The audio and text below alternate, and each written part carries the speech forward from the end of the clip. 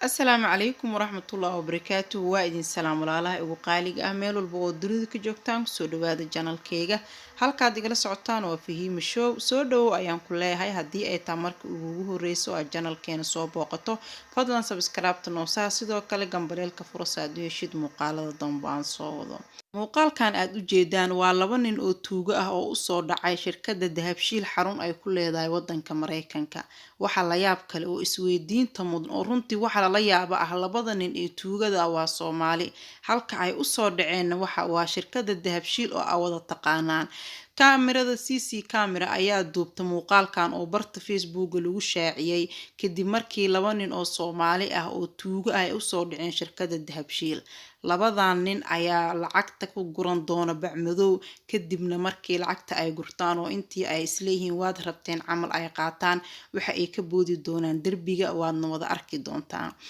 Waxaa la yaab leh adigoo Soomaali ah xarun ay Soomaali leedahay u soo dhac oo isku day in aad wax ka qaadatid. Sidoo kale waddankaaga adiga oo dhibaato uga soo tagay waddankii qaxootinimada u imaado oo magangelyada aad weydiisatay in aad dhac iyo bililiqa ka bilaawdo taasna waa runtii wax lala yaabo. Dukaamanka badanaa waxaa ku xiran kaamiro oo loogu talagalay dadka adeeganaya iyo sidoo kale haddii uu qalad dhaco haddii markaasi qofka uu tuugnimo u geysanayo uu wax xadayo kaamirooyinkaas dukaanka ku xiran ayaa duubta oo 1 iyo 2 iyo 3 ayaa dukaamanka qaar lagu xiraa. Dukaankan Soomaalida u soo gashay laga yaabay inay isdhahayeen dukaankan wax kaamira ah kuma xirno oo sidaas darteed ay ugu dhiiradeen inay u soo dhacaan laakiin maxaa ku dhacay godkooda ayaa biyo ugu soo galayoo social media ayaa fiidiyowgooda la soo geliyay ayaga oo tuugo Soomaaliyeed lagu tilmaamayo oo wax dhacay oo walaalahood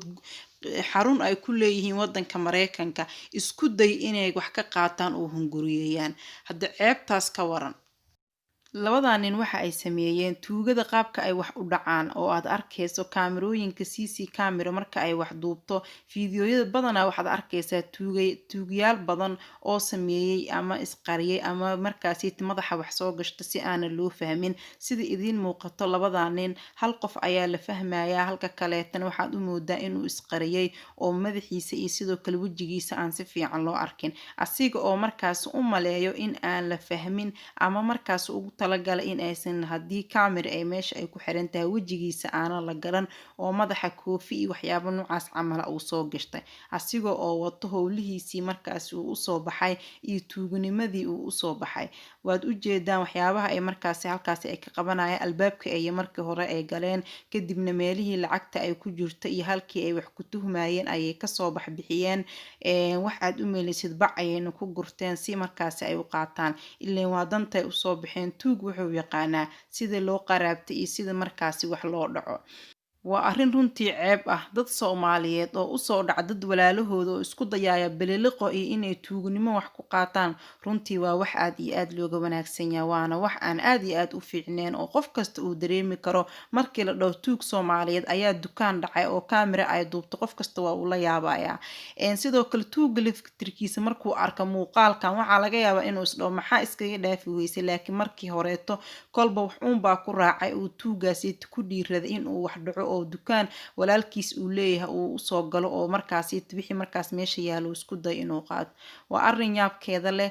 sidoo kale muuqaal sidaan camal oo kaamirada ay duubtay oo mar hore ay idin soo gali waxaa jirtay gabar dukaan ayadoo iibsanayso nin uu raashinkii intuu ka qaatay kadibna ay alaabtii uu ka qaato uu kala orday oo yacni lacag uusan bixinin ilaa markii dambe ninkii laga daba orday oo la soo helay oo markii dambe xogtiisa iyo sirtiisa la soo ogaaday. Marka tuug dhibkiisu leeyahay runtii qofka hadduu waddankiisa asiga oo joogo uu tuugnimadaas ku dhaqmi jiro oo dukaamanka wax ka dhici jiro oo dadka wax ka dhici jiray haddii uu qurbo imaado oo waddan dowlad uu imaadana ma isbedelaya sababtoo qofka dabeecadiisa siduu ku bedelo way adag tahay. Marka waxa uu u maleynayay waddan aan dowlad lahayn oo kaamira lahayn markaas uu dukaan walaalkiis leeyahay u soo shaqo tagay ama u soo bililiqad doontay ama u soo tagay in uu dhaco. Runtii waa wax laga xumaado Soomaalidana ceeb ku ah runtii wiil Soomaaliyeed oo tuugnimo u soo baxay. Waa mahadsantiin asxaabta muuqaalka xigo sidaas iyo nabadgelyo.